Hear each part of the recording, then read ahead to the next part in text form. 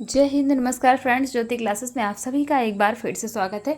Hello दोस्तों, कैसे हैं आप सभी। आई होप आप सभी बहुत ही अच्छे होंगे, सुस्त होंगे, स्टडी अपनी कंटिन्यू कर रहे होंगे। चलते हैं हमारी आज की इवनिंग की क्लास की तरफ। तो जैसा कि आप सभी जानते हैं, हम कर रहे हैं होम मैनेजमेंट, जिसके अंतर्गत हम कर रहे हैं गृह प्रबंधन प्रक्रिया के चरण। कौन क्या कवर करें? गृह प्रबंधन प्रक्रिया के चरण, जिसके अंतर्गत हमने 4 चरण होते हैं ना गृह प्रबंधन प्रक्रिया के। नियोजन यानी कि प्लानिंग करना, संगठन अर्थात ऑर्गेनाइजेशन, तीसरा नियंत्रण यानी कि कंट्रोलिंग, और लास्ट है हमारा मूल्यांकन अर्थात इवैल्यूएशन। तो इन चार चरणों में से हमने एक कंप्लीट कर लिया। दूसरा हम कर रहे हैं संगठन, और संगठन के बारे में हमने हमारी प्रीवियस क्लास में, जो हमारी आज सुबह 9 बजे की क्लास हुई थी, इसमें हमने चर्चा की थी कि संगठन क्या होता है। संगठन का अर्थ हमने देखा, संगठन की परिभाषा देखी, और फिर हमने किया संगठन प्रक्रिया के विभिन्न चरण, जिसको हमने देखा कि संगठन प्रक्रिया 5 चरण में विभाजित की गई है संगठन की प्रक्रिया को।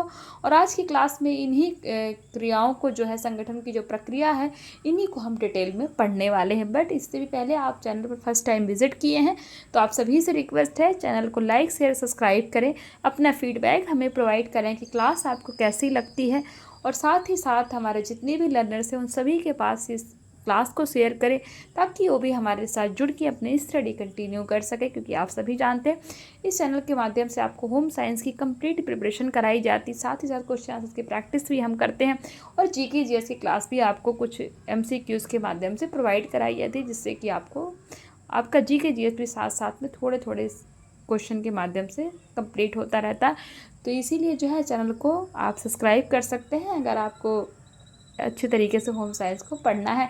अच्छे तरीके से तो आप पढ़ते ही पढ़ते हैं फ्रेंड्स, बट यहाँ पे हम बहुत ही डिटेल में पढ़ते हैं, तो इसीलिए डिटेल में अगर आपको पढ़ाई करनी है तो आप हमारे चैनल को सब्सक्राइब कर सकते हैं, और अपनी राय भी हमें अवश्य दे सकते हैं।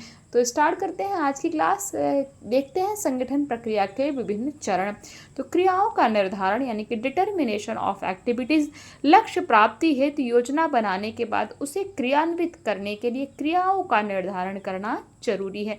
इसके लिए यह आवश्यक है कि पहले समस्त कार्यों को परिभाषित किया जाए, फिर प्रत्येक कार्य को उसकी प्रकृति, आकार, उद्देश्य तथा उसके साथ निहित उत्तरदायित्वों को ध्यान में रखते हुए उपक्रिया यानी कि सब एक्टिविटीज़ में विभाजित की जाए। इसके बाद ही उसे विभिन्न व्यक्तियों को सौंपा जाए। दूसरा चरण है क्रियाओं का समूहीकरण यानी कि ग्रुपिंग ऑफ एक्टिविटीज़। क्रियाओं का समूहीकरण संगठन का दूसरा महत्वपूर्ण चरण है। इसमें 2 समान प्रकार की क्रियाएं अथवा 2 क्रियाएं जो एक दूसरे से संबंधित होती हैं, उन्हें एक साथ रखे जाएं तथा इसे संपन्न करने हेतु एक ही व्यक्ति को कार्य सौंपे जाएं। उदाहरण, रसोई का काम घर के एक सदस्य रीता को दिया जाता है। कोई एक एग्जाम्पल के लिए लिया है, कोई एक लेडी है रीता, तो रीता को दिया जाता है। उसे रसोई से संबंधित दूसरे कार्य भी, जैसे बर्तनों को जमा कर रखना, सब्जी एवं फल को अलग अलग करके फ्रिज में रखना, मसाले के डिब्बों को पोंछकर जमा कर रखना आदि कार्य दिए जाने चाहिए। उसे बैठक कक्ष का सजावट या शयन कक्ष की साफ सफाई का कार्य नहीं दिया जाना चाहिए। इससे कार्य करने में असुविधा रहती है, साथ ही वांछित परिणाम नहीं मिलता। कहने का मतलब है कि अगर किसी को रसोई का ही काम सौंपा जा रहा है तो उसको रसोई का ही काम दिया जाए, दूसरे कार्य उसको ना दिए जाएं। नंबर 3 है परिवार के सदस्यों के मध्य कार्य का विभाजन यानी कि allocation of work amongst the employees. क्रियाओं का समूहीकरण करने के उपरांत उनका विभाजन परिवार के सदस्यों के बीच में इस तरह से किया जाना चाहिए ताकि सभी सदस्य उसे पूर्ण कुशलता एवं निपुणता से कर सके, साथ ही उन्हें विश्राम एवं मनोरंजन के लिए भी पर्याप्त समय मिल सके। इसके लिए गृहिणी के काम का बंटवारा सूझबूझ के साथ विवेकपूर्ण निर्णय लेकर किए जाना चाहिए। स्मरण रहे, किसी कार्य को किसी व्यक्ति को सौंपते समय उस व्यक्ति की सामर्थ्य, रुचि, शक्ति, क्षमता, प्रतिभा, प्रबंध, चातुर्य, कुशाग्र बुद्धि आदि को भी ध्यान में रखना चाहिए। उदाहरण, घर के जिस सदस्य को साज सज्जा में रुचि है उसे घर की सजावट का काम देना चाहिए। जिसे पढ़ने पढ़ाने में रुचि है उसे पढ़ने लिखने एवं बच्चों को पढ़ाने का काम सौंपना चाहिए। किसी को सिलाई कढ़ाई बुनाई में रुचि है तो उसे क्या करना चाहिए, सिलाई बुनाई के काम दिए जाने चाहिए। जिस सदस्य के बाजार से खरीद मतलब जिसको जो काम में रुचि है वो काम उसको सौंपना चाहिए। इस तरह कार्य विभाजन करने से कार्यों का निष्पादन निर्विघ्न रूप से संपन्न हो सकेगा। साथ ही पारिवारिक माहौल भी सुखद एवं संतोषप्रद बना रहेगा। सदस्यों के बीच प्रेम, एकता एवं सौहार्द का भाव बना रहेगा। बच्चों में कार्य करने के प्रति भावना जागृत होगी। उनमें आत्मनिर्भरता एवं स्वावलंबन की आदतों का विकास होगा, जो कि उनके भावी जीवन एवं खुशहाल भविष्य के लिए अत्यंत आवश्यक है। तो ये हमने तीसरी प्रक्रिया देखी संगठन की, क्या, परिवार के सदस्यों के मध्य कार्य का विभाजन। ये आपको समझ में आया होगा। चौथी प्रक्रिया है अधिकारों को सौंपे जाना, यानी कि डिलीगेशन ऑफ अथॉरिटी। क्या है?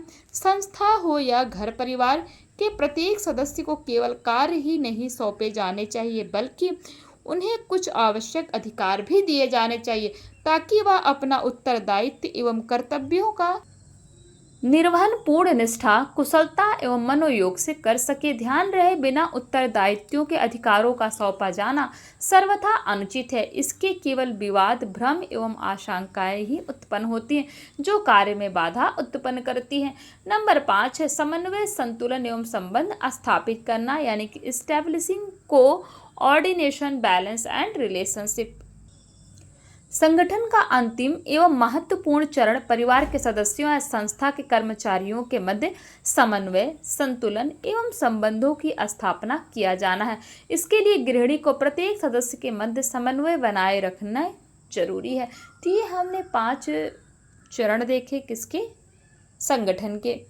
ये देख लीजिए, इसको कल भी हमने आपको बताया था, तो ये इसके माध्यम से आप समझ सकते हैं कि पांचों जो पांचों प्रक्रिया है संगठन की, आपको अच्छे से समझ में आ गया होगा।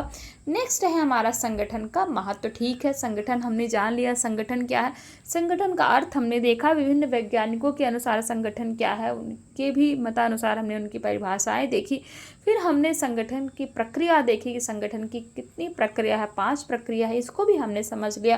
बट संगठन का महत्व क्या है, यानी कि importance of organisation. What is the importance of organisation, इसके बारे में हम देखते हैं। संगठन एकजुट होकर काम करने से सफलता मिलती ही है। ध्यान दीजिएगा, संगठित एवं एकजुट होकर काम करने से सफलता मिलती ही है। कितनी ही जटिल से जटिल समस्या हो, यदि व्यक्ति संगठित यानी कि एक साथ होकर कार्य करता है, तो दुनिया की कोई भी ताकत इसे परास्त नहीं कर सकती। एक छोटी सी नन्ही सी चींटी भी संगठित होकर कार्य करती है तो हाथी जैसे विशाल जानवर को पछाड़ देती है। यह केवल कहावत नहीं है, बल्कि सही है। यह लोकोक्ति नहीं है कि एकता में ही बल है, यानी कि यूनिटी इज स्ट्रेंथ। हम अक्सर बोलते हैं ना, यूनिटी इज स्ट्रेंथ, यानी कि एकता में ही बल है। एकजुट होकर कार्य करने से काम सरलता एवं शीघ्रता से संपन्न हो जाता है तथा किसी व्यक्ति विशेष पर अधिक भार नहीं पड़ता। अमेरिका के श्री एंड्रयू कॉनिंगो ने सन 1901 में संगठन की पुष्टि उस समय की थी जब उसने अपनी विशाल संपत्ति अमेरिका के ही इस्पात निगम को बेचा था। किसको बेचा था? अमेरिका के ही इस्पात निगम को बेचा था। उन्होंने कहा था, हमारा सारा धन, महान कार्य, खाने आदि सब कुछ ले जाओ। क्या बोला था? कहा था हमारा सारा धन, महान कार्य, जो भी हमने बहुत ही महान कार्य किए हैं उनको, और हमारे जो भी खाने पीने की चीज़, सब कुछ ले जाओ, किंतु हमारा संगठन हमारे पास छोड़ दो। हम कुछ ही वर्षों में पुनः को स्थापित कर लेंगे। और उन्होंने इस बात को सच करके दिखाया। वास्तव में संगठन प्रबंधन की आधारशिला है, यानी कि organisation is the building block of management. तो ये आपने देखा संगठन का कितना महत्व होता है। आपके पास कुछ भी ना हो, कई बार क्या होता है, आप देखिए जो रोड पे लोग रहते हैं उनकी झोपड़पट्टी रहती है, हैं, तो वो उड़ जाती है। जब भी मौसम ख़राब होता है, कुछ भी होता है, झोपड़पट्टी उनकी चली जाती है। एग्जाम्पल के माध्यम से आपको समझा रही हूँ। फिर वो क्या कहते हैं, करते हैं, फिर से उसको बनाते हैं, सारे लोग एक साथ मिल के थोड़ा थोड़ा काम करके फिर वो अपना घर तैयार करते हैं। तो इसीलिए जो है संगठन का भाव एकता में ही बल है। तो इसीलिए संगठन का बहुत ही बड़ा महत्व है। संगठन का महत्व नंबर 1, प्रबंधकीय कार्य क्षमता में वृद्धि करना, यानी कि इंक्रीज मैनेजरियल एफिशिएंसीज। दूसरा जो है विभिन्न क्रियाओं का आनुपातिक एवं संतुलित महत्व, यानी कि proportionate and balanced emphasis on various activities। Third, भ्रष्टाचार को रोकना टू प्रिवेंट करप्शन। चौथा, विकास को बढ़ावा देना इनकेटिव टू डेवलपमेंट। पांचवा, समन्वय को सुविधाजनक बनाना यानी कि फैसिलिटीज कोऑर्डिनेशन।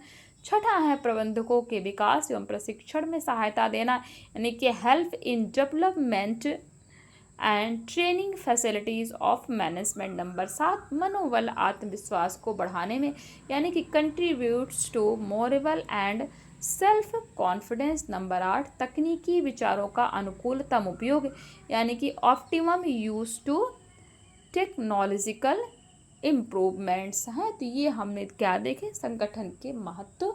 आई होप ये आपको समझ में आ गया होगा। संगठन छोटा सा था बट बहुत इंपॉर्टेंट था। संगठन के बारे में हमने जाना, संगठन का अर्थ देखा, संगठन की परिभाषा देखी, संगठन का महत्व देखा, संगठन की विभिन्न प्रक्रिया देखी। 5 प्रक्रिया हमने देखी संगठन की। कौन सी? पहला, क्रियाओं का निर्धारण। दूसरा, क्रियाओं का समूहीकरण। तीसरा, सदस्यों के बीच कार्य विभाजन। चौथी जो प्रक्रिया है, अधिकारों को सौंपे जाना। नंबर 5 में हमने देखा समन्वय, संतुलन एवं संबंध स्थापित करना। तो ये हमने क्या देखा, संगठन के बारे में देखा। तो संगठन हमारा जो है गृह प्रबंधन प्रक्रिया के जो चरण में जो हमारा दूसरा चरण था ऑर्गेनाइजेशन यानी कि संगठन, वो हमारा कंप्लीट होता है। थर्ड में हम करेंगे नियंत्रण यानी कि कंट्रोलिंग। आई होप आज की क्लास आपको समझ में आई होगी, संगठन अच्छे से क्लियर हुआ होगा कि संगठन है क्या। और जितने भी हमने संगठन से रिलेटेड जितने भी हमने पॉइंट्स कवर किए वो सारे ही आपको क्लियर हुए होंगे, मतलब समझ में आए होंगे। तो आज की क्लास को यहीं तक करते हैं फ्रेंड्स। नेक्स्ट क्लास में देखते हैं हम नियंत्रण यानी कि कंट्रोलिंग। हमारे जितने भी पुराने व्यूअर्स हैं, जो भी हमारी सीरीज़ देखें क्लास 6 से 12 तक, उन सभी को इसके बारे में बहुत ही अच्छे से पता होगा, क्योंकि हमने मैक्सिमम हमारी जितनी भी क्लासेस हुई हैं, लगभग हर क्लासेस में हमने ये जो है गृह प्रबंधन प्रक्रिया के चरण है इनको हमने बहुत ही डिटेल में पढ़ा है। और उसी को देखिए ये हम होम मैनेजमेंट में भी कवर कर रहे हैं। तो आप ये देखिए जितने भी हमारे पुराने व्यूअर्स हैं, जिन्होंने भी हमारी सीरीज़ देखी ना क्लास 6 से 12, आप वो देखिए कि जो हमने वो पढ़ा है और जो अभी पढ़ रहे हैं ना, उसमें कितना ज़्यादा, मतलब कितना आप ये कह सकते हैं कि बिल्कुल भी डिफरेंस नहीं है, मतलब बहुत कम ही है। मतलब बहुत सारी चीज़ें हमने पहले से ही पढ़ रखी है।